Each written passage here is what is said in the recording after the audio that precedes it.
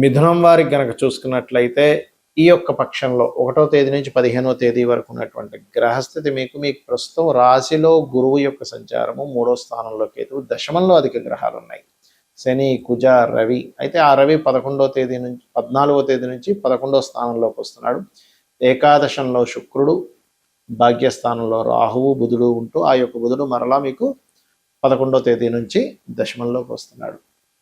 ఈ యొక్క గ్రహస్థితిని అనుసరించి ఈ పక్షంలో మీకు ఎలా ఉండబోతుంది, ఏ దేవత ఆరాధన చేసుకోవాలి, మరియు అదేవిధంగా ఎటువంటి విషయాల పట్ల ఏ ఏ తేదీల్లో కూడా మీరు కాస్త జాగ్రత్తగా ఉండాలి అనేటువంటి అంశాలు చెప్తుంది నేనైనప్పటికీ చెప్పిస్తుంది సాక్షాత్ లలితా అమ్మవారిగా భావిస్తూ ఆ లలితాంబిక అమ్మవారి యొక్క అనుగ్రహం మీకు పరిపూర్ణంగా కలగాలని మనస్ఫూర్తిగా కోరుకుంటూ ఇక్కడ గమనించినట్లయితే మీ రాస్యాధిపతి భాగ్యస్థానంలో రాహుతో ఉన్నాడు కాబట్టి ఉన్నత విద్యల కోసం, రీసెర్చ్ రిలేటెడ్ సంబంధించినటువంటి విద్యల కోసం చేసే ప్రయత్నం ఫలిస్తుంది.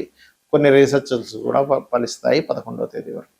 11 దాటిన తర్వాత మీకు అంటే 11వ తేదీ నుంచి మనకి దశమ స్థానంలోకి వెళ్తున్నాడు కాబట్టి వృత్తి స్థానంలో అనేకమైనటువంటి గ్రహాల సమ్మేళనం ఉంది. కాబట్టి ఈ వృత్తి స్థానంలో ఉండేటువంటి గ్రహాల సమ్మేళనం మూలంగా ఇక్కడ ఏమిటంటే ఈ ఘర్షణ గ్రహాలు ఉన్నందుకు కాస్త చేసే వృత్తిలో మార్కెటింగ్ రంగాల్లో ఉండేటువంటి వారికి, కన్స్ట్రక్షన్ రంగాల్లో ఉండేటువంటి వారికి, ఎనీ బిజినెస్ డీల్స్ రిలేటెడ్ సంబంధించిన వ్యాపార ఉద్యోగ సంబంధించిన వాటిలో ఉండేటువంటి వారికి ఈ యొక్క ప్రభావం మాత్రం పడుతూ ఉంటుంది. అలాగే మీరు ధన సంబంధించినటువంటి విషయంలో 5, 6, 7 తేదీలు కాస్త ఎవరికైనా అప్పులు ఇవ్వడం, అప్పు తీసుకునే విషయంలో జాగ్రత్తగా ఉండండి. మరలా పెద్ద మొత్తంలో మీరు మనీని ట్రాన్స్ఫర్ చేసినప్పుడు 13, 14, 15 తేదీల్లో కాస్త జాగ్రత్తగా ఉండాలి.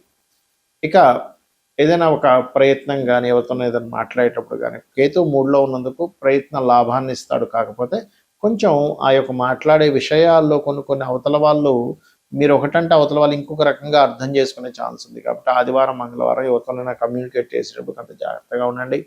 మీరు ఎటువంటి ప్రాపర్టీ తీసుకోవాలనుకున్నా 11వ తేదీ లోపలే తీసుకోండి. అది రెంటల్ హౌస్ అయినా లేకపోతే ఓన్ హౌస్ అయినా, లేనట్లయితే మీరు ఏదైనా లీజ్కి తీసుకుంటే ఏదైనా ఆఫీస్ పెట్టడం కానివ్వండి, లేనట్లయితే ఏదైనా ఒక కోర్స్ చేయడం కానీ 11th లోపలే తీసుకోండి. 11th దాటితే మరలా చతుర్థాధిపతి, లగ్న చతుర్థాధిపతి నీచ పొందుతున్నాడు కాబట్టి అది మంచిది కాదు.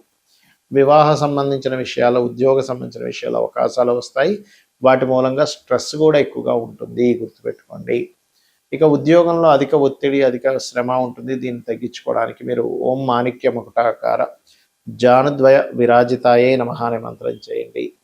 మరియు నవగ్రహాల్లో కుజ, శని, రవి, కేతు, గురు గ్రహాల దగ్గర దీపారాధన, కాస్త గోవులు క్యారెట్స్, బెల్లం తినిపించండి, అన్ని విధాలు బాగుంటుంది. అంటే చాలామంది వాళ్ళ లైఫ్లో చాలా ఇబ్బందులు పడుతూ ఉంటారు.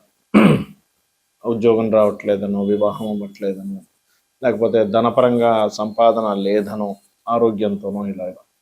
అయితే అన్నిటికీ కూడా ఏమనుకుంటారంటే ఎల్నాడు శని నడుస్తుంది, అందుకే నాకు ఇలా ఇబ్బంది ఉంది, లేదా సర్పదోషం ఉంది, కాలసర్పదోషం ఉంది, సర్పదోషం కూడా కాదు, కాలసర్పదోషం ఉంది, అందుకే నేను ఎందుకు పనికి రాకపోయాను అనుకుంటారు. ఒక విషయం బాగా గుర్తుపెట్టుకోండి, ఎక్కడ కూడా మహర్షులు వాళ్ళు రాసినటువంటి గ్రంథాలలో ఏలినాడు శని వల్లనే నువ్వు పూర్తిగా లైఫ్లో ఎందుకు పనికి రాకుండా పోతావని లేదు. ఏలినాడు శని ప్రభావం ఉంటుంది. ఏంటి లేట్ అవ్వడం? ఎందుకంటే నేను దీని మీద రీసెర్చ్ చేసి మరీ చెప్పాను చాలాసార్లు, కొన్ని సంవత్సరాల నుంచి చెప్తూనే వస్తున్నా. జ్యోతిష్శాస్త్రం అనేటువంటిది మనల్ని ఏదో మూఢత్వంలోకి ఎందుకు పనికి రాకుండా చేయడానికి కాదు, జ్ఞానాన్ని ఇచ్చేది, జ్యోతి వెలుగునిచ్చేటువంటిది. కాబట్టి ఏలినాడు శనిలో కొంత ఆలస్య వ్యవహారాలు, కొంత నెగ్లిజెన్సీ, మనంతట మనమే బద్దకించుకునే అవకాశాలు వదులుకోవడము, ఇలాంటివి జరుగుతాయి. నేను కాదనట్ల. ఎందుకంటే అదే ఏలినాడు శనిలో సీఎంలు, పిఎంలు అయిన వాళ్ళు చాలామంది ఉన్నారు, ప్రెసిడెంట్లు అయిన వాళ్ళు చాలామంది ఉన్నారని, కాల్సప్ప యోగం ఉండేటువంటి వారు మెగాస్టార్ చిరంజీవి కూడా అందులో ఉన్నారని కూడా నేను చెప్పడం జరిగింది. అంటే ఏమిటి ఇక్కడ ఎంతసేపు ఈ కాల్సర్ప యోగము, ఏలినాడు శని అనే కదా, కాల్సర్ప యోగం కాలానికి పనిచేస్తుంది. జన్మజాతకానికి అసలు అప్లై చేయొద్దన్నారు. సరే, అంతగా మీకు అదే బాధగా భయంగా ఉంటే మీరు కాళహస్తికి వెళ్ళండి, లేకపోతే రాహుకేతువుల దగ్గర దీపారాధన చేయండి. లేనట్లయితే దుర్గా గణపతి ఆరాధన చేసుకుంటే కూడా ఆ యొక్క దోషం మీకు ఒకవేళ ఉందని అనిపించినా అది పూర్తిగా నశించిపోతుంది. మరి ఏమిటండి అంటే మీ పర్సనల్ చార్ట్. ఎదగలేకపోతున్నాము, మీరు లైఫ్లో ఏంటోనండి అన్నీ ఇరుక్కుపోయినట్టుగా ఉన్నాయి అనుకున్నప్పుడు మీరు చూడవలసింది ఏమిటి అంటే మీ యొక్క జన్మజాతకంలో లగ్న ప్రభావం ఎలా ఉందో చూడాలంటే లగ్నాధిపతి ఎక్కడున్నాడు, ఎలా ఉన్నాడు, ఇది పర్ఫెక్ట్గా జ్యోతిష్ శాస్త్రంలో చూసే విధానం. అంటే చూడండి, కొంతమంది చాలా టాలెంటెడ్ అండి, కానీ ఏంటో స్ట్రక్ అయిపోయింది ఆయన లైఫ్ అంటూ ఉంటాం. అది లగ్న ప్రభావం. ఏమీ రాని వాళ్ళు కూడా బాగా సంపాదిస్తున్నారు, పెద్ద టాలెంట్ లేదు, సాఫ్ట్వేర్ రంగాల్లో పెద్దగా ఏమీ లేదు, కానీ ఆఫీస్లో బాస్ అతన్నే మెచ్చుకుంటున్నాడు, లేకపోతే ఎటువంటి బిజినెస్ మీద పెద్ద ఇది లేదు, కానీ అతనికే బిజినెస్ బాగా జరుగుతుందని కొంతమంది బాధపడుతూ ఉంటారు. ఎంతో టాలెంట్ ఉంటుంది, ఎంతో నిజాయితీగా పనిచేస్తున్నా సరే ఎందుకు డబ్బులు రావట్లేదని పాపం చాలామంది బాధిస్తూ ఉంటారు. అలాంటప్పుడు మీరు చూడవలసింది ఏమిటంటే, మీ ధనాధిపతి ఎవరు, మీరు ఏ వ్యాపారం చేస్తే డబ్బులు వస్తాయి, లేదా ఏ ఉద్యోగంలో ఎటువంటి స్కిల్స్ నేర్చుకుంటే డబ్బులు వస్తాయి. ఇప్పుడు మాత్రమే కేవలం కొంత తాత్కాలికంగా కొంతవరకు ధనం రాకుండా ఉండే ఇవి నడుస్తుంటాయి. అప్పుడు మీరు ఏ దేవతారాధన, ఏ మంత్రాన్ని చేసుకుంటే, అందులో ముఖ్యంగా ప్రధానంగా లలితా సహస్రనామాలలో ఓం సంపత్కరీ సమారూఢ సింధుర వ్రజసేవితాయే నమః అనే మంత్రం చేయడం ద్వారా మీకు అమ్మవారి యొక్క ఆ యొక్క నామ జపము మూలంగా పూర్వజన్మల్లో మనం తెలుసో తెలియకో ఏదో కొన్ని తప్పిదాలు చేస్తూ ఉంటాం. అది మానవ సహజం. తెలుసో తెలియకో ఏదో కొన్ని కర్మలు, కొన్ని పాపాలు, కొన్ని పుణ్యాలు కూడా చేస్తుంటాం తెలుసో తెలియకో. కాబట్టి అలాగ వచ్చినటువంటి కర్మ మనల్ని అడ్డుకుంటున్నప్పుడు అమ్మవారి యొక్క నామాల్లో ఇందాక నేను చెప్పినటువంటి ఆ నామం ఒకటి, రెండవది ఓం ధర్మాధ్యక్ష ధనాధ్యక్ష ధనధాన్య వివర్ధిని నమః అనే నామం కూడా అద్భుతంగా పనిచేస్తుంది. ఇదే రకంగా మూడో భావం మీరు చేసే ప్రయత్నాలు. నాలుగవ భావం అంటే మీ విద్య, మీ యొక్క మీరున్న వాస్తు, మీరు ఏ డైరెక్షన్లో ఉండకూడదు ఆ డైరెక్షన్లో వెళ్ళుండి మీ అదృష్టాన్ని దూరం చేసుకుని ఉంటారు. ఇది కూడా తెలియదు చాలామందికి. అన్ని దిశలు మంచివే, భగవంతుడు అన్ని దిశలు మంచివే సృష్టించాడు, ఏ దిశ కూడా చెడ్డది కాదు. కానీ మీకు ఏది పనికి వస్తుంది? కొంతమంది చూడండి, షుగర్ అంటే చక్కెర పనికిరాదు, చక్కెర తినలేదు, చక్కెర తినకూడదు, అలా అని అందరికీ ఇబ్బందా కాదు. అదేవిధంగా కొంతమందికి ఒక సైజు చొక్కాన, ఒక సైజు చెప్పు మీకు కరుస్తుంటుంది, అది అలా అని చెప్పు దోషం కాదు, మీకు టైట్ అయిపోయింది, ఇంకొక వ్యక్తికి అదే చెప్పు బాగుంటుంది కూడా. ఆ రకంగా ఏంటంటే మనకి ఏ డైరెక్షన్ పనిచేస్తుంది. సంతాన అభివృద్ధి పంచమ స్థానంలో ఉంటుంది, మన ఆలోచన విధానం పంచమ స్థానంలో ఉంటుంది. ప్రేమ వ్యవహారాలు, కొంతమంది చూడండి ప్రేమ వ్యవహారాల్లోకి వెళ్ళి ఇబ్బంది పడితే మరి కొంతమంది ఆ ప్రేమ మూలంగానే వాళ్ళ లైఫ్లో అద్భుతమైన స్టేజ్కి వెళ్తారు. ఎందుకంటే ప్రేమించిన వారిని నేను అద్భుతంగా చూసుకోవాలి అనేటువంటి భావనతో.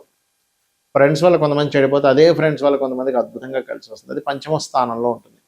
రుణము, రోగము, శత్రుత్వాలు ఎందుకు ఏర్పడుతున్నాయి, మనం ఎవరికి రుణపడి ఉన్నాం, ఎవరి ద్వారా శత్రుత్వాలు పొందుతున్నాం, దాని నుంచి మనం ఎలా దూరంగా ఉండాలి, ఏ నామాన్ని చేసుకోవాలి, ఆరో స్థానంలో ఉండే గ్రహాలను బట్టి, ఆరో స్థానంలో ఉండే గ్రహాలకు సంబంధించినటువంటి దాన ధర్మాలు, ఆరోగ్య స్థానంలో ఉండే గ్రహాలకు సంబంధించినటువంటి దీపారాధన చేయడం అనేటువంటి మంచి ఫలితాలు ఇస్తుంది. అదేవిధంగా మనిషి యొక్క లైఫ్లో మోస్ట్ ఇంపార్టెంట్ పాయింట్ సప్తమ స్థానము.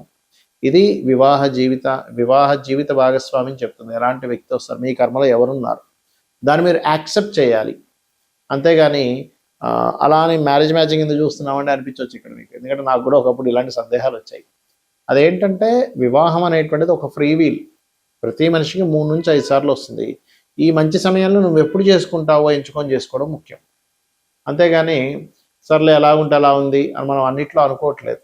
ఎలా అయితే అలా సాగుతుందని ఎందుకు అనుకోవట్లేదు. ఏది పడితే అది ఎందుకు తినట్లేదు. అన్నం తినేటప్పుడు కూడా అందులో రాళ్ళు ఉన్నాయో లేవో చూసుకుంది అంటున్నాం. రాళ్ళతో ఏదంటే తినేస్తున్నామండి అనట్లేదు. ఎందుకు అంటే మనకి భగవంతుడు ఒక ఫ్రీ వీల్ కూడా ఇచ్చాడంటే మన చేతిలో కొంత ఉంచి కర్మ సిద్ధాంతం, కర్మపరంగా మనకు కొంత జరుగుతూ ఉంటుంది. అందులో దృఢంగా జరిగేటువంటి కర్మ ఉంటే అది మాత్రం మనం తప్పించలేం. ఆ కర్మ అనుభవించడానికే భూమి మీదకి వస్తారు. ఆ రకంగా వృత్తి, వ్యాపారాలు, విదేశాలకు వెళ్ళి చేసే యోగం ఉందా, ఇక్కడ ఉండి అభివృద్ధి అయ్యేటువంటి యోగం ఉందా, వ్యాపారంలో అభివృద్ధి అయ్యే యోగం ఉందా, ఏ వ్యాపారంలో మీరు అభివృద్ధి అవుతారు అనేటువంటి అనేకమైనటువంటి అంశాలు మనకి జ్యోతిష్ శాస్త్రం చెప్తూ ఉంటుంది. అయితే ఇవన్నీ ఒక ఎత్తు అయితే, మనకి కొంతమందికి జాతకం రాసి ఉండదు.